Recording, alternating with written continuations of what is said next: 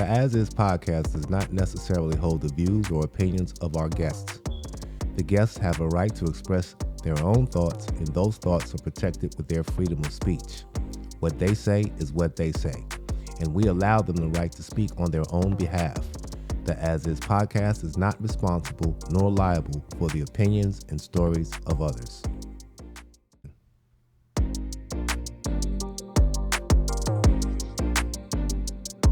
Welcome to another edition of the AsIs podcast. Today's special guest is Sherrell, comedian extraordinaire.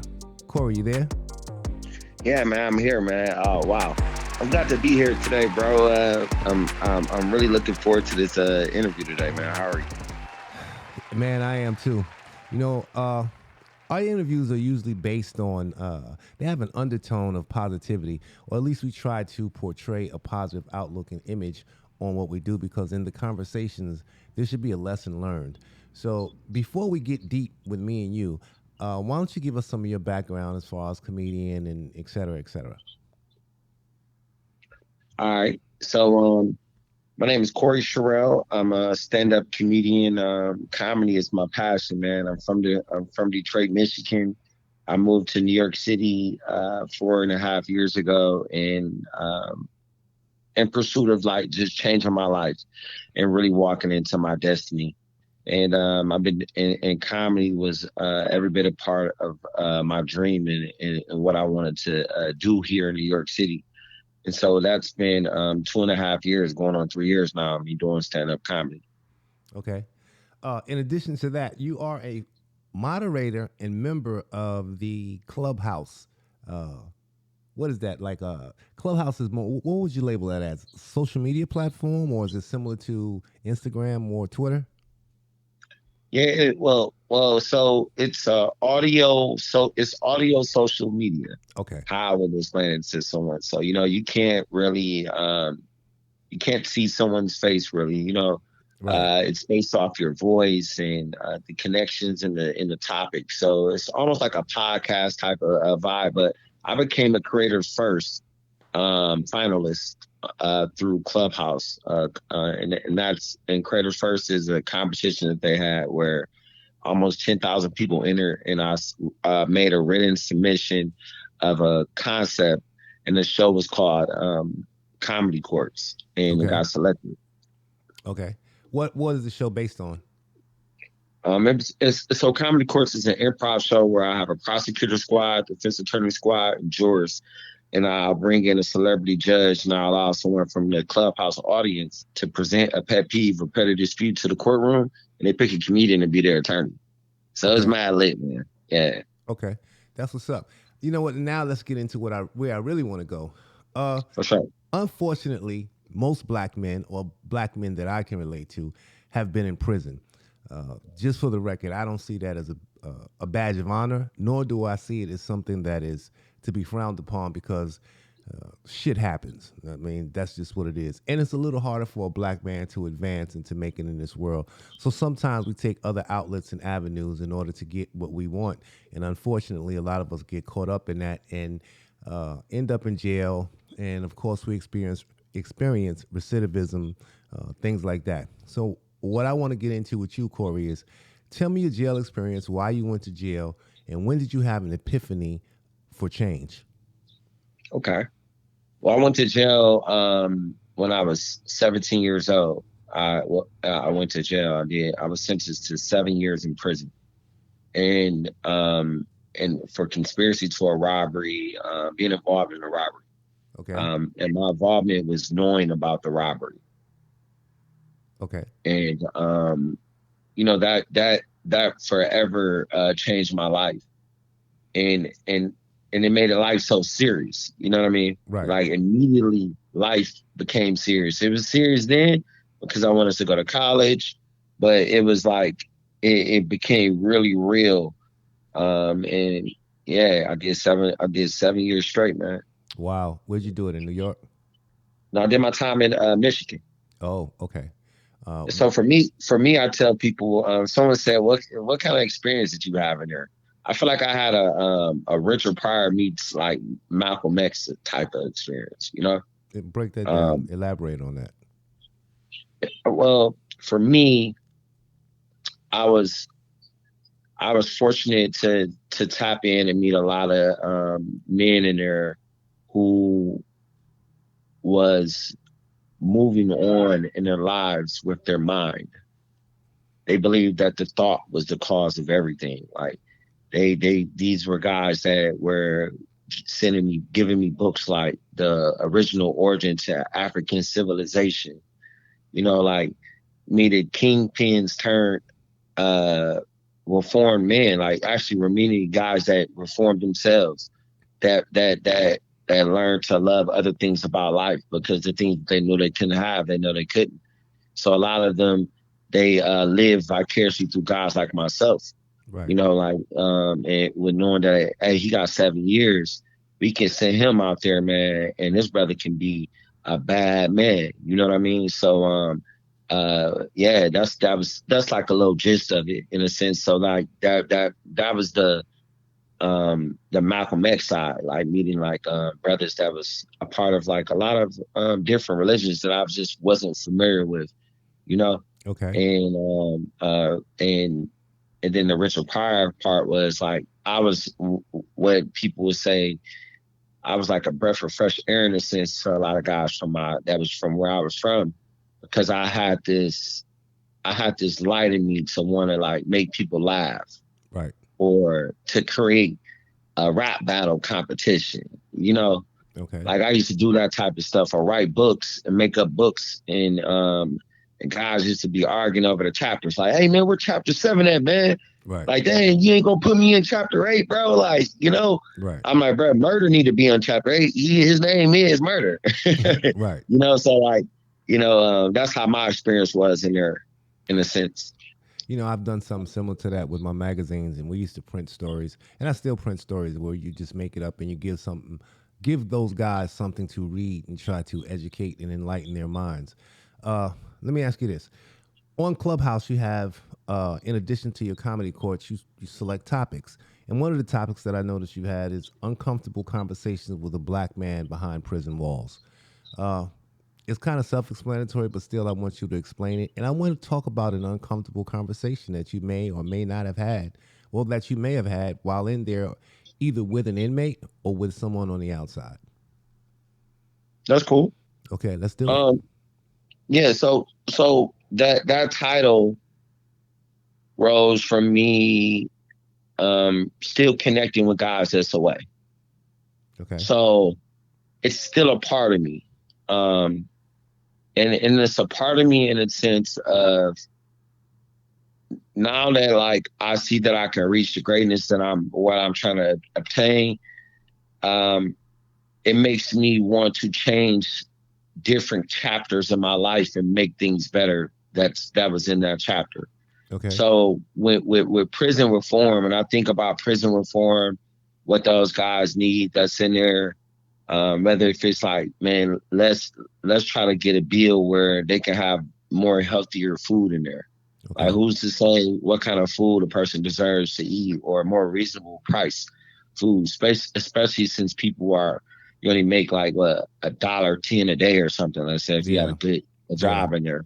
So like that's just that's less hardship on families. It's just so many different aspects. So like uncomfortable conversations with a black man, I brought in um a guy who his name Terrence. Terrence, he did 30 years, man. And when Wow. I came in, he was in on 20. Okay. So he came in when he was 18, and I came in when I was 17. So, and I met him with 20 years in. And so it was like I've always connected with him.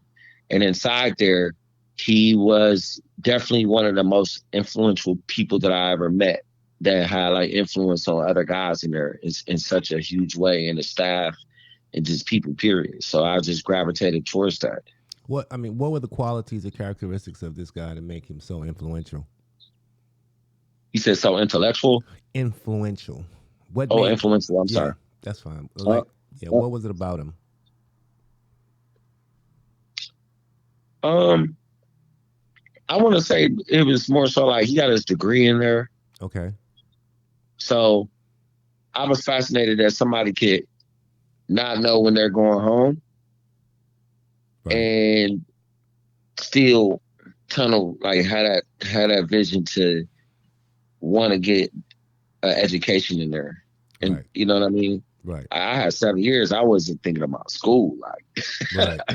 I'm being honest, I wasn't. But and then another thing was the fact that he was a Muslim, and Okay. so with him being that, it was really to see someone like be a spiritual uh guider for other guys in these situations and that was locked up. A lot of people looked up to him as Right. far as like his just his positivity, man. Right. I mean, and then he was unstoppable on chess. Like it was just the certain things, just like that old man that you see, and you be like, damn, he cold blooded. Right. Everything he do, you know. Right. And There are yeah, always I got there are go ahead. always guys like that in jail. I've run into one myself. I'm actually Muslim, so I definitely get what you're saying. But there are always older guys that nobody seems to fuck with. They don't have any problems with the politics, and they're like the liaisons for peace on all Yeah, walks. Now, sometimes they're not Muslim. Sometimes it's just an older person with a crazy sense of wisdom and intuition. They have foresight and hindsight, and they can break stuff down. That's when I was in jail. I don't know how it is now because it seems like everything's just a badge of honor, a stabbing and killing. So I don't know if there are guys that are still in there like that are trying to school these young men and show them the dangers of actually being in prison and what happens when you get out of prison. But I want to go into a conversation and I want you to go into your mind and I want you to tell me what was one of the most uncomfortable things for you while you were locked up. hmm. That's a good question. One of the most uncomfortable. Uh,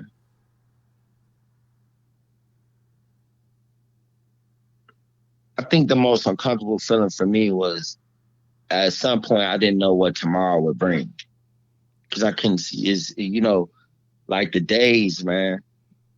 I think every day is definitely uncomfortable. Right, It wasn't a thing of worry. It was a thing of when would this stop? right, Because it wasn't like this wasn't like I'm going away for one year or that's still a long time. right, But to leave to be away 89 months, I think it is. right, It was dealing with life passing me on. I mean, I was 17. I didn't have so like the not having my mother was the most uncomfortable thing because I thought that would be who you would like all of Pac, Larry's dear mama, just like everything that I thought life was. I thought my mom would have stepped up and said my son got in trouble and I'm going to be there for him. So I think not having the family support in the midst of a tragedy, it just felt like a death, man. yeah, Like yeah, like as a young man, it's like damn, I just died, and it's like nobody really cared, and it's like it was my action, but I never really had a start. And I think sometimes, and I'll end it with this. I think sometimes the facts are so hard, like the true PSI report, man.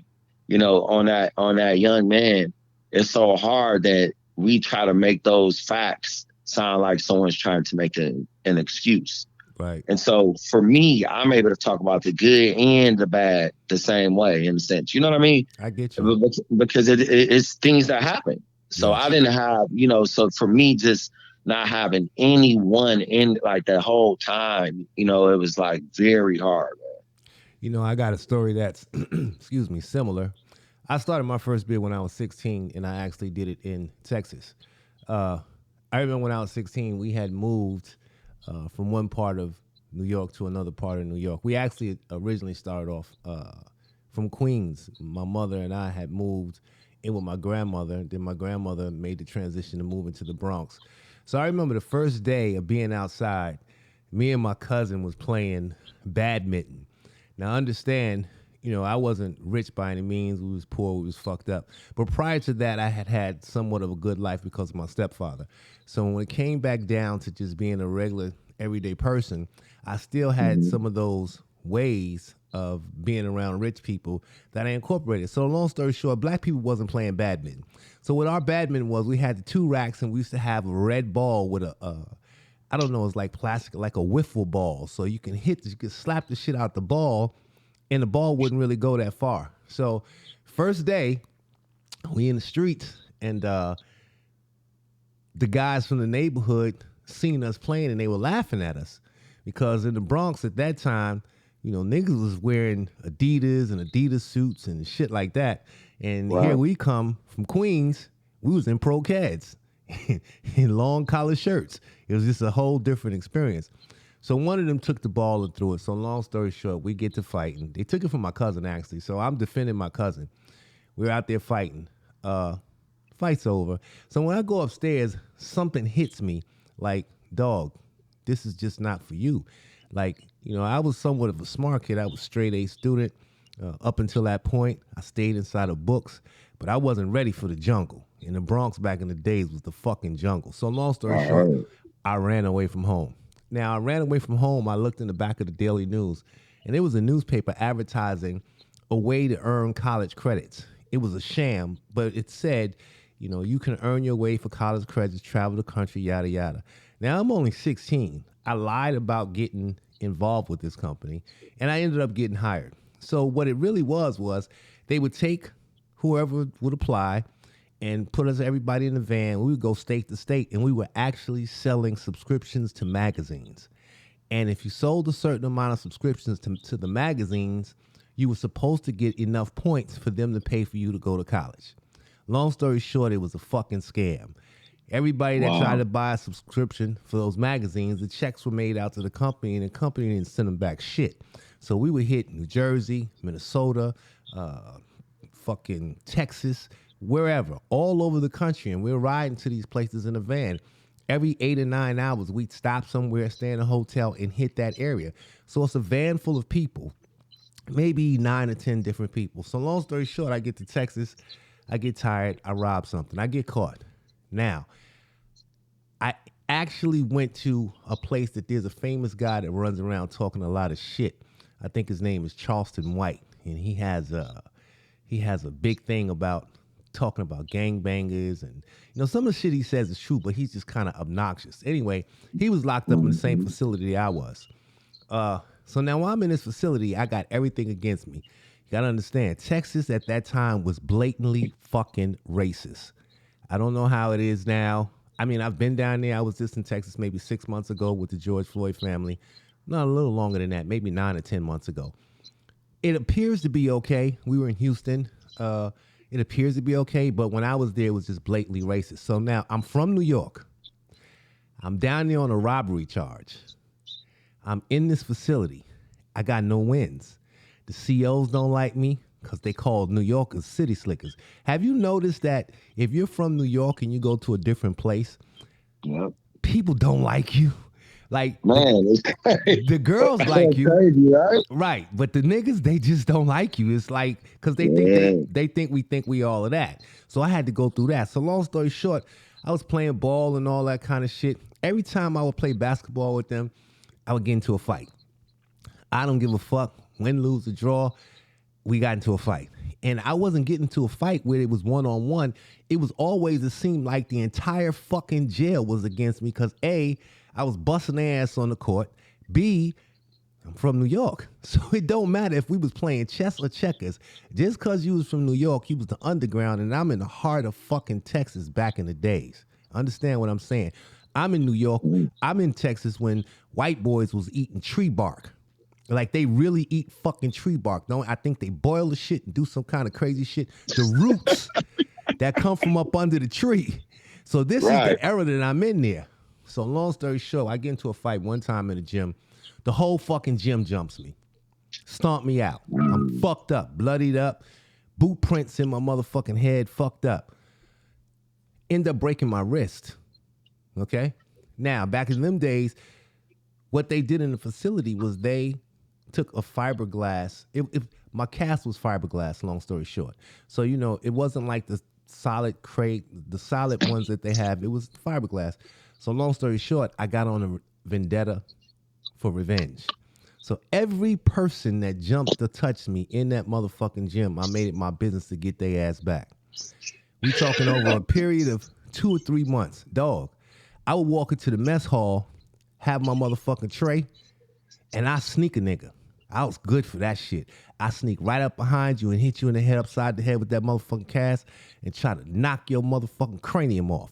Because I remember, nigga, you tried to stomp the shit out me. So it was on site wherever. Now, I'm not the baddest person or whatever. Of course, I got my ass whipped. I mean, that comes with the game. But I ain't give a fuck because I felt it was equal. Because if I fought you one-on-one, I was never going to get a fair fight anyway. It was always going to end up being 3-on-1. But the cast was the neutralizer. Let me tell you what they did. I've never publicly told this story, and I'm going to keep it short because I'm trying to explain to you an uncomfortable conversation that happened with me. Okay. When this happened, let me tell you what the white folks did. They started doping me up. They said that I was violent and I needed to be, I guess, maintained is the word. I needed to be controlled. So they started doping me up with Thorazine. Wow. Now the Thorazine, what they used to do is, you got sick call in jail. So everybody know what everybody taking. Everybody know everybody business. So if you taking high blood pressure and you on that, they know. You know what I'm saying? Like they know. So whatever it is, you want to buy some high blood pressure pills, you know who to get it from. Like whatever you need to, you know what I mean? You're right. Exactly. But what they did, they had me with the little white cup with applesauce and crushed up pills of Thorazine to keep and try to maintain me. Now understand, I had been in the box. They put me in the box for like 9 months. I get out the box, I'm still on the same shit. Like at this time, when I finally get out the box, I don't got a cast on no more. But Allah has seen fit to give me the courage to know that I can still fuck a nigga up, cast or no cast, because now I done fucked up half the niggas without the cast.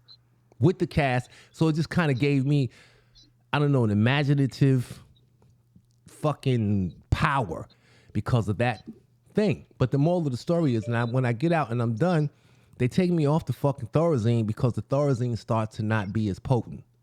So you would think that they would let me wean off and let me, re-get back into population and civilization. No, that's not what these white folks did. Then they hit me with Milleral. I don't know if you know what Milleral is, but Milleral is stronger than Thorazine. Dog, I was a zombie. I used to slob out my mouth.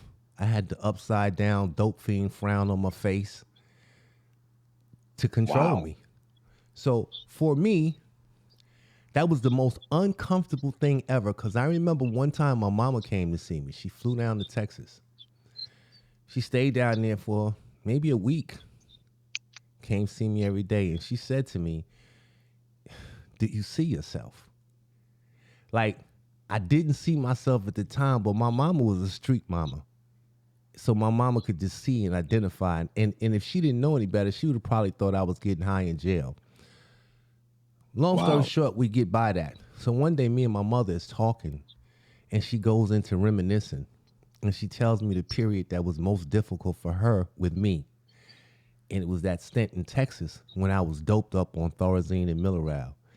Dog, that conversation was so uncomfortable for me because I never wanted my mama to ever see me vulnerable like that. To where it's like I don't even know how to explain it. Like, can you imagine your mama telling you that I sat there and witnessed you slobbing out your, like I was literally drooling out of the mouth. Inside she was panicking, man. Had to. She didn't because I remember one time I had a visit with a black eye, and my visit tripped. Like, are you okay? And it really happened just playing football. You know what I mean? Right. And I had to say, and I was being honest, it was just an accident. You know what I mean? But with your case and scenario, I'm just putting myself in your shoes, man. Because the thing is, you had to fight. Yeah. You had to, because what you would have been a target. They would have been breaking in your locker, taking your food. You know how that shit goes? Motherfucker make that key. Make that motherfucking key, dog. Put that bitch in that lock. You already know. When a nigga get tagged lame, that's it. You know what I mean? Like, and you can't reverse that shit. And that's uncomfortable. You understand what I'm saying? Because it's just to have to live like that. Like, that's because jail has a mentality where sometimes it's not about winning or losing. It's just if you fight back. You understand what I'm saying? Like, you can lose, but did you fight back? Because I've seen other dudes where you be on the yard, a nigga run up on you with a shank in his pocket, in his pants pocket, in his drawers, or sometimes stuffed up in their motherfucking ass. You know how that shit go. Yeah. Nigga got a shank in his ass. The tip sticking out. Nigga dig up in his ass and pull out on your ass. Give me your sneakers. I've seen niggas get bluffed and just take their sneakers off. And if once a dude want to squeeze you, he gonna try to squeeze you. Once they ain't no he playing or like right. Once they see that you like that, right.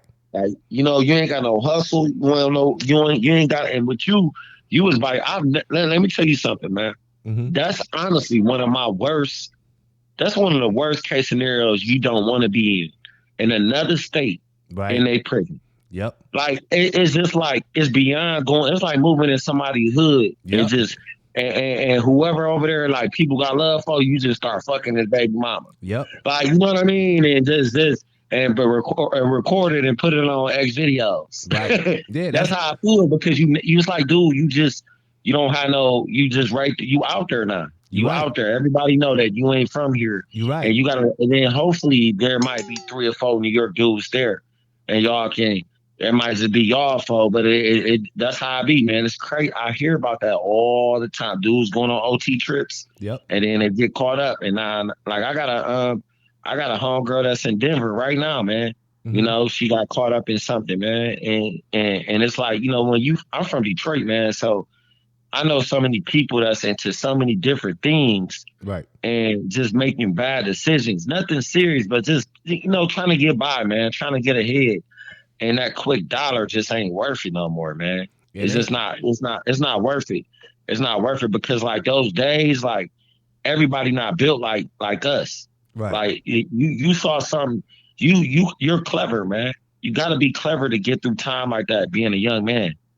You gotta be clever. You gotta have a hustle. I agree, but then I don't agree. And the reason why I don't agree, and I understand exactly what you're saying, but I'm saying for me, it wasn't about being clever. It was about what other fucking choice did I have? Because, dog, ain't nobody fucking me in the ass. I don't suck dick, because that's next. That be what's being next. So if you don't fight, do you feel like that's what it was like in the and I feel like the Michigan prison system wasn't like on, like, it wasn't predators in there. I didn't see it, but but let me tell you this though. Let me tell you what I want to tell you something though. Watch this shit. Okay. I'm about to tell you something my man's told me, because I brought him up. I'm giving you what I didn't honestly see. I did not see it, right? Okay. And with me not seeing it, my homie, when I interviewed him on my podcast, he said I was keeping them dudes away from you and you ain't know it. And he said you were so naive, you didn't know it. And I did not see that, man. Because he told me, he said, when I asked him, I said, bro, when you first saw me, what did you see? He said, I saw a young 17-year-old young man that was handsome, that was tall, that was intelligent, that had a bright, that had this physical dominance about himself, right? And that I wanted to make sure that I protected and made sure that he got strong in there. And that because I didn't, so I want to show you that I really didn't see it, dude. I thought I didn't see it like that. I saw guys just really giving it up. It was so many gay dudes around there. Tell me about it. Because to me, I felt like where I was at, for a guy to rape a guy, man, if he get caught, that's done. His life is done. Yep. To take booty. Like now, whether if I gotta squeeze you out your booty, you gotta be a soft ass dude to let somebody bully you out some booty. Right. But to knock you out, take it, he's about to go to the hole forever. Yeah. So that's why it's a thin line between it. There was a lot of I saw the manipulation with some of these black men. Now just having a little young white boys in their room, wearing the little glasses and stuff, and it was like studious. You know what I'm saying? And I'm trying to be funny. You know what I'm saying? But that's why I would see that and be like, damn, these dudes in here, man. I Woo. know. But you know what? No. I hate them niggas. And I'm saying that public for the record. I hate a booty bandit ass nigga. I don't give a fuck if you taking it or you trying to manipulate. I hate them kind of niggas. Because at the end Yeah. of the day, a man is a man, dog. I don't give a fuck if I got 100 Yeah. motherfucking years. I got, as long as I got some hands and an imagination, I could beat myself a nut. You know what I mean? Like sliding up in another nigga like this. I don't give a fuck what that nigga. Like, I'm not participating. If a nigga is a pedophile, and you know them niggas have it hard, after they get their ass whipped, somebody getting ready to slide up in them to do to them what they done did to those little kids. Yo, for me, the line stops at the sliding in. Oh, we might help, and I'm gonna participate in fucking this nigga up, but I'm not fucking the nigga. You know what I'm saying? No, but let me ask you this though, right? And I want to know, like, was it like this for you? Different facilities would be a different result for a guy like that though. Yeah. Because I'd have been at a joint where a pedophile would come in and nothing happened to him. Yeah. And I've been to a joint where he go there, they on his ass immediately. Yeah. And I watched it in the CO and nobody saw nothing. Yeah. Nobody saw nothing. He ain't died. But every day, then they breaking in his locker, taking all his stuff. But let me say this though, that's why I always fight against the narrative that it's you go to prison, you're gonna get your booty taken, because that if that case, then that means that every predator that's getting locked up, bro, is getting fucked up, and we know that's not true. Right. Because guy that's doing life ain't trying to. He don't want to be doing time in a 24-hour 23-hour lockdown in a level 4, man. Who the fuck want to be in a level 4 all day? You know what I'm saying? He's trying to make his time easy. In a level 2. I get it. I mean, I get it. I get it 100%. That's how it was for me. And I mean, for me, it was like that in a sense too, because you know what I did notice, a lot of it was consensual. Like a lot of times when you see that kind of shit, it's consensual. Whether it's consensual be blackmail or it's consensual by a nigga just talking you out your ass or a nigga scared. And that's why I was giving you the analogy. Well, it wasn't an analogy because I actually seen it. I seen a nigga be in the yard, niggas run up on a nigga and tell a nigga to take his sneakers off, and he take it off. If that shit happened on Monday, Wednesday, there was a line of niggas trying to break into his locker. They was taking his food. I seen niggas couldn't eat in the mess hall for 5 or 6 days because every day a nigga come and take it breakfast, lunch, and dinner. Might give a nigga they 2 slices of bread. You know what I'm saying? And that's what they give back. Like, nigga, no, that shit is just not happening with me. Like, kill me, motherfucker. You know what I mean? And that was the attitude that I took when I first went in. I ain't gonna lie, son, when I first went in, I was scared shitless. A, I was 16. B, I wasn't even from Texas. I was from fucking New York. This was a new experience. My pop's been to jail. My step pop's been to jail. My uncle's been to jail. I didn't have in my head this was my turn. I had in my head like, what the fuck is going on? You know what I'm saying? Like, and something just snaps to make you or break you. But the positivity, if there's such a thing that came from that, jail taught me to be fearless. You understand? It taught me to be, it doesn't matter from the old school, nigga. If I got to pick up a rock, I'm going to keep it 100 with you. All right? I'm going to say some shit that niggas ain't going to say. Listen, nigga, if we fighting and I got to bite your motherfucking dick off to win, then you going to be a dickless motherfucker. That's what I'm on.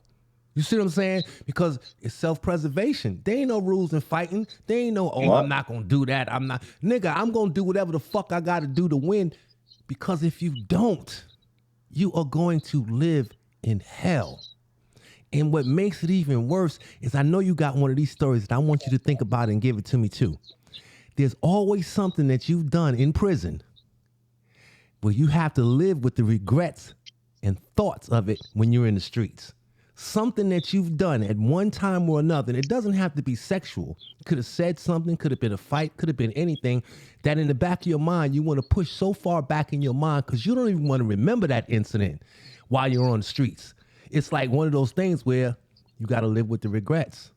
You got to live with the regrets of whatever happened. You understand what I'm saying? There is what is it called? A post-traumatic stress. Okay, well, tell me tell me yours. Well, yeah, I definitely agree with that because, like, at one point, my religion was different. Okay, how so? Like, I felt like I feel like for me, the thing that flashes in my moment, because like when I got there immediately, man, I'm just being real with you. I immediately just started hanging with the Muslims as soon as I came in. I'm not even like bullshitting with you. Hey, yo, let I'm me not be. even. Hey, before I'm not even bull. let me tell you something. I said I look for Brother Muhammad. I'm like, where Muhammad I'm like, you know. So, but it was still, but, and we were still about, we were still about that shit, and like on some 100, like I was 17-0 in that motherfucker. Right. Like I was like a basketball phenom. I scored 62 points in the joint.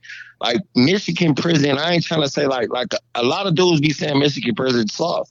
Like I'm not trying to say that either. Right. I'm saying that my time there, I went with the dudes. I stayed out of I wasn't no bullshit, dog. I wasn't in no, like at one time, like I've seen some things happen and shit. You know what I'm saying? Being and for me, I was a grand sheik, man.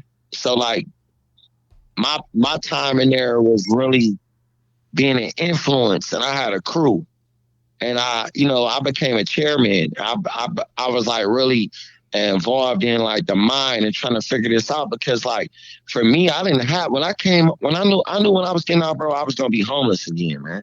I was Wow. homeless when I went in as a young man. I didn't have no support. So my story, I really got medicated by Allah. And then Right. I was cool with Sunni Muslims and different people. I learned martial arts in there. I was like doing other shit. So Right. I was that dude, like I was really in there. I didn't even get, to be honest, like I defended a couple dudes fighting and shit before, like, certain shit that I thought wasn't right. Um, I didn't have my fair share of things happening there. Well, give me one of I those did because, this. and I'm not trying to be disrespectful towards Yeah, you, but you're yeah. being invasive. What the topic is right now is I want you to give me Okay. one of those things inside you that you now see as a regret, but you just have to live with it. I would say, I would say I was definitely, I was a part of bullying in there. Okay. Like, I, Tell us like how. extortion. Okay. Well, break it down. I, Give me I, give me I an can say that, example. Give us an example. like I shit, me and my man's ransom, man. He was terrorizing boys in there at one point, because like he was the muscle of me. Like Right. I was 6'4", 215, but he was 6'5", 320, Right. 305. Right. And we both young, in our 22, 23, and we get out the same day. Right. This is my bro. So like me and him, I allow him to influence. I follow behind him sometimes on things, even if I thought it was wrong. Right. So I was being a follower to somebody. Right. I would say that's the thing because in there I jeopardized. Like I left from a level 4, man. They upped my level from camp to level 4 because of this shit. Yeah. So, the letters, and then the parole board reading the letters of people saying like how you affected them. And they talking about other inmates, and it was because in there, you know, white guys, they don't really get that much. They don't get that respect. You know what I'm saying? Not at all. So like that's an easy way to get, like, hey dog, you want to be straight here, man. You need to, how your people send out 150 Right. a week, and you squeeze them. 150 a week ain't none of them. Right. So that the squeezing in there, uh, shit. Yeah, I would say that. I've seen guys like you. You know what I mean? Like I've seen guys like that's never happened to me. I've had every kind of experience happen to me in prison while I was locked up. Because I started going to gym when I was 16. And again, I started in Texas and then I ended up in New York. But the moral of the story is I've seen guys like that. I've just never had that kind of thing happen to me. And I went in jail 5%. And in Texas, they didn't honor none of that. They didn't even know what 5% was until rappers started coming out. So I had knowledge of self when I was 16. And then I converted over to Islam and became Sunni Muslim. I'm not Nation of Islam. I have anything against them. I'm just not Nation of Islam. So the moral of the story is I've just never had that kind of a thing. But by you being a bully at that time and extort niggas. What lesson did you get out of that, and how do you use it today? I mean, I feel like I was being clever, man, because I pulled on to a yard and they really ain't had nothing going on, and the guys was like they was breaking their lockers and shit like that, and I'm just like, man, you ain't got to break in a locker, just let a motherfucker know what you want. Right. You know what I'm saying? That And reminds the manipulation, right. the influence, that influence, I'm I'm a grand chic, man, Moorish American. Right. I'm doing this, but yet, but oppressing on, weak motherfuckers in there. Easy money. How do you? Easy, just easy money. You know what I'm saying? Easy I money. know, son. I know. I already get it, and I'm not knocking your hustle. Niggas do what Yeah, they yeah, do. yeah, yeah. But how did you transition that? How do you translate that now into being on the streets? And what did you see in that was actually wrong? And what did you use with that to make yourself better? Well, I mean, what's somebody else's is theirs, man. That's theirs. That's number one. Right. So I think in there, I was just in survival mode. Right. I think that was like, to me, that was the typical. For me, it was happening everywhere, all around me. To them, you know what I mean? Right. So, I mean, I want you to think about it. You don't got to think about it now no, because no, no, no, no, no. I'm really on it. I'm really on it. Like I feel as though how what I apply with that out here is just that attack mentality. Like I attack. I'm still that person, man. I try to get things done. Like today, like life is now. So I just turned that into more core type mentality of like, how can I reach another level? Right. Because it's definitely made it easier to talk to motherfuckers. Yeah, yeah. Walking up to a motherfucker saying, "Hey, bro, we gonna need this from you, homie, to make your stage comfortable here, man, so we could be a family." Right. It's like you don't walk into a whole grown dude and say that, man. It's like you got enough in you to do that, and then if he don't want to do that, he got to lock up. It's sort of like, out here it's easy to get a deal done. Right. Because of what you learned in there. I get it. And you apply that, and like I was saying, you remind me with that story of a guy that I knew, and his name was Black, and he was in the honor dorm. And this dude, I ended up working my way into getting the honor dorm. This is not in Texas. This is actually in New York. But he had a extortion thing, and he would run around and extort niggas. He was a petty extortionist. He was the kind of extortionist that'll get you for anything. If we having cake on Wednesday, he wants your cake for the next month. And he would literally run up on niggas and do that to them. Niggas, when you get to the honor dorm and you get a good job, I was working in the mess hall, but I was working in the mess hall for patients that had HIV. So the people that had, and this was in Watertown, the people that had HIV back then, you weren't making it. They didn't have the medications and the stuff to contain it the way they do now. So 90% of those inmates would eventually pass. But in the mess hall for the sick, it was a different food because they were giving them the, like the power milks, and they would get tuna fish and all that. So I remember there was a guy named Black, and that's what he used to do. And he was in the honor dorm. How this motherfucker got in the honor dorm, I don't even have an idea. It was always rumored that he was like the CO's hitman. Because you know how the COs sometimes don't like a nigga and they don't really want to fuck you up. So they get another inmate to do it. Oh, man. We had a dude like that in the unit, man. He dropped a dime on me, man. Right. It'd be one of those type niggas. So that's how he must have gotten the honor dorm, because he had fucked up enough niggas. And Black was maybe 5'9", dark-skinned motherfucker, and he was built like Mr. Universe, and that shit was intimidating. I ain't gonna front. When I first moved in there, my Muslim brothers was just like, yo, Aki. I'm like, what? And like, yo, you sure you want to move in there? Man, nigga, you must be out your motherfucking mind. Like, I'm like, it's the honor dorm. You know what I'm saying? Like, it's stay up an hour extra. The lights don't gotta go out. I get to work in the mess hall. The nigga could bring back tuna fish and Swanson chicken. Are you crazy? Right. Hell yeah, I'm going up in that motherfucker. But long story short, the nigga tried me one day. He came at me with that bullshit. I'm like, yo, dog, listen, that shit ain't even gonna work with me. So my immediate thing was, I keep talking about the tuna can tops. The tuna can tops in the sick hall where the tuna can tops where the mess hall was at for the sick people, they were industrial sized tuna can tops. We weren't talking about, the regular tuna can tops. So long story short, you know what a nigga do. Nigga sharpen that shit up, hit it with some tape, bend it, and that'll cut a nigga throat wide open. Nigga walked up on me with that shit. Yo, I don't know what he was trying to get, but whatever it was an immediate, yo, you see this can top, son? Like, I will blast you in your motherfucking face. Like, nigga, it ain't gonna be, I don't give a fuck if we talking right now, you think it's over, because I'm not going to lie. One thing I'm not gonna do is lie about my prison experiences, and I ain't gonna lie to you, dog. For real, I was scared, son. A lot. And I was Muslim, because at any given time, it could go down to that motherfucker. So anytime you let your guard down, you might be involved in some shit and you ain't got nothing to do with it, but you just in the wrong spot at the wrong time, because it ain't but so big in that motherfucker anyway. So a nigga had his Spider-Man senses tingling at every fucking point. So that's why we be on point out here. We figure something out that these dudes out here ain't been able to figure out. Exactly. We figure out some shit they ain't been able to figure out at all. Exactly. So my point, and the point for me was another thing that it taught me was I don't have a problem with sneaking you, dog.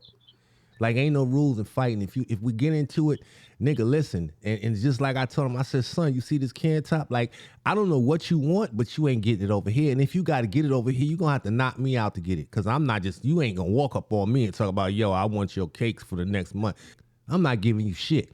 You see this top, nigga, I will go right upside your goddamn throat. And the crazy thing about, in prison, you can sneak a nigga. Niggas be on their way to the yard. Niggas be on their way to the mess hall. And you gotta go to sleep. Right. Sneak right up on a nigga or hit a nigga in his sleep. Yeah. And I've seen that. I'm guaranteed W. That's a guaranteed W. I'm gonna catch you while you're sleeping. And that's what, but you know what? That is a learned behavior. And I think it comes as a result of fear. Because you're going to have those that are going to listen and people are going to say, well, I'll just fight a nigga straight up. Yeah, I'll fight a nigga straight up too. But nigga, if you make me scared of you, you're not going to win. And when I'm scared of you, I don't give a fuck how I got to get you. I'm going to get you. And you got to get that nigga first. Because sometimes in jail, if you don't get it first, you might not even come home. You know what I mean? Like sometimes, let me ask you this. Right. It's about the results. It's about the results of the beats. Exactly. Because like, I would hear, man, it's like some of the white boys dudes thought they was gonna keep doing that shit too. In the middle of the night, you was just hear somebody just screaming, and that white boy then got some pebbles together, some little rock pebbles, and water, and threw some shit on your face. And be like fucked up, man. I done seen that happen a couple times. Me too, but you know what? That might be in Detroit. In New York, niggas was getting. You remember the fucking the hot water heaters? You can have a hot water heater, or you can go to the field and heat that shit up. But niggas will hit it with some baby oil. They put the baby oil in the water and throw it on the nigga face when he sleep. Soon as you touch your face, you know your shit is peeling because that baby oil. I seen that happen to a dude named Nate, man. Yo, I'll never forget that, bro. Yo, no cap. Yo, son, that shit is something to think about. So let's go here. Do you take these kind of conversations on Clubhouse? Yeah, I do. Are they open and honest, or is it a bunch of bullshit? No, they're open and honest. I'm not they're saying open and honest. Yeah, they're as real as this. I mean, I brought a dude in there that did 30 years, man. Like real muff. Like I brought a guy in that did 14 years. I have a girl in there named Jen. She did 5 years. I'm bringing her on. Okay. Like I always let it get like this, and then format also allowing a person to show who they are today.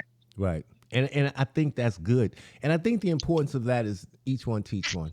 Like if we don't educate and help each other, like who's going to be there to help us? You know what I'm saying? Like I'm really on that. And sometimes a story can do that. At least it can resonate with you. You know, I'm not saying that it's going to be something spiritual where you're going to suddenly change your life overnight. No, but it can at least plant the seed and start for change. Let's get into your comedy, man. Tell us about the comedy things you're doing, the clubs you've appeared in, who you might have worked with. Let's get into that. For sure. So, wow, man. Right now, this is probably the most fulfilled I've ever been, man. As far as like saying like, all right, I know my purpose. Like I found my purpose within comedy. I've worked with so many people, man, from let me tell you, like Tehran out of LA from the Live Factory. I've worked with him, Rodney Perry. I've done a show with Ali Sadiq online. He did 6 years where we were working with comedians on like punches and things for their jokes, like helping them out for their jokes. Um, I've worked with it's a very talented comedian named Pierre with 1R. He has one of my favorite comedy albums out right now, man. That's one of my homies with my show Comedy Course. Shout out to Pierre. He's out in Atlanta. Shout out to Buddy Love out in Detroit, man. He's a young comedian, man. That's really dope. And then like, with being around the godmother of comedy and with her consulting my career and helping me, I'm not sure if you're familiar with her, but I met Tina Graham on the app Clubhouse, and Tina Graham, she managed Mike Epps, Tracy Morgan, Michael Blackston. She was a producer for Def Jam Comedy, and just having her in my life has really been just a highlight, because like it's like being a raw talent, and then you get with somebody that can coach you on things that you just didn't know. Right. Just things you just didn't know. And right. I'm really coachable. I pride myself in that. And so just, performing in front of her, and she seeing, what I got and liking my style. And right. Also Bob Sumner, the creator of Def Jam Comedy. I recently got a chance to do some stand-up comedy in front of him 2 Thursdays ago, actually. Okay. And that went really well. He really enjoyed. He gave each comedian a review of their set. So, the things that's happened in my life as an artist, it is amazing. And I'm just trying to position myself to where, it creates a buzz for me to, get into hosting, get into radio, get into the flow of things that I want to do. So like the fact that I'm like, my resume has been built, and I'm building it up, and building over 20,000 followers on Clubhouse in 1 year. That's what's up. That's what's up. Like that's like for my members, like of my club. Man. That's a milestone, because I've been on Clubhouse for 2 weeks. I don't have not one follower, and I don't even know how to fucking use the shit. I don't even know how to talk or nothing. I just I don't know, man. It's kind of difficult for me, but I know getting to those levels of followers is definitely an achievement. So that's something to be saluted and respected. So are you going to be appearing in any clubs that people may know about in the near future? Yes. So right now, I will be having a all women show. Okay. Where I'll be featuring women comics. Okay. That is the location is to be. I'll have that in a further date. We're working on that right now. Okay. I can't say who it is that we're working along with, but it's in New York City. And shout out to Harlem. I can say that. So okay. You guys will be hearing about it on my Instagram. But right now, I'm just like trying to break away from like comedy clubs and building my own, movement again. And that's what I've been known for. Like I had my first comedy company was called Brooklyn Raw. Okay. And it was just because I was living in Brooklyn, and it just was like raw topic comedy. And I was just coming with all this like comedy about history, about like, just how I truly feel, like letting people into my thoughts and laughing at my pain, right. At the same time. And so, I did that. Then I did Manhattan Raw, like a series of like just where I was featuring comedians and asking them, what was the first time you ever bombed? What was that like? What's the joke that nobody didn't understand? What's your worst heckler story? And then I allowed them to do 3 minutes. I was doing that. And then, so right now I'm just rebranding myself with something that's going to like show who I am today. Right. And like, and I've been able to reach a lot of people. I was a part of my, first sold out show in Atlantic City. Okay. That was like amazing. Just being a part of a sold out show was like dope. I Yeah. mean, I thought kicking in at Eddie Griffin House for 3 hours was dope, and you know, my own accomplishment was like the biggest. You Right. know what I mean? Like, Right. just being able to be, and then people really listening to me. Right. Like, and that's the thing about what's special about comedy is the silence that you can, that silence is that time people are giving you to present this laughter that they didn't know that you were going to make them do. Like Right. the magic in that, man, is Right. everything, bro. Right. That's what's up. Hey, man, listen, I appreciate you for coming on my podcast, man. I So, definitely salute you because I want you to be one of the examples that I'm trying to be. And that's to be a better person for black men and be a better person for yourself. And sometimes you can't just tell a nigga some shit. They got to see because you got to lead by example, regardless to hmm whatever it looks like. And, making the platform that you have is, again, saluted and respected. Tell the people how they can get in contact with you and your Instagram and, your social media. so if you're looking for Corey B, and you want to find me, you can catch me on Instagram, guys. Corey Corey Sherrell Sherrill. And so it's an underscore before that. And you can catch me on Instagram. And then if you want to follow me on Clubhouse, you can go to Comedy Courts, like a courtroom, Comedy Courts, and add me on there. And my name is Corey Sherrell all around. So like everything is Corey Sherrell. And special shout out to Rodney Perry, man. I can't forget Rodney Perry, very influential comedian, man. He just like popped in my head to just give him a special shout out, man, because like he has always been supportive of me, and I appreciate him, man, for real. Like Yo, Atlanta guy, that's dope. That's dope about Rodney Perry, man. He's supporting young artists for real. and that's what we need within the black community because if we don't hold us down, ain't nobody else gonna hold us down. I sincerely believe that. So listen, Yep. Corey, man, Yeah, I man. appreciate you. Thank you for being on my show. Thank you, I'm man. when you, off the record or off the line, we're gonna have to stay in contact, text me or whatever, and let me know when you're gonna be somewhere, and I'll come through and come watch the show and we chop it up. All right, bro. I'm gonna keep you updated for sure, man. Definitely, I you do appreciate that. this, man. All right, man. All right. Thank you. Appreciate you. Yeah. Yeah. You too. Peace. Yes.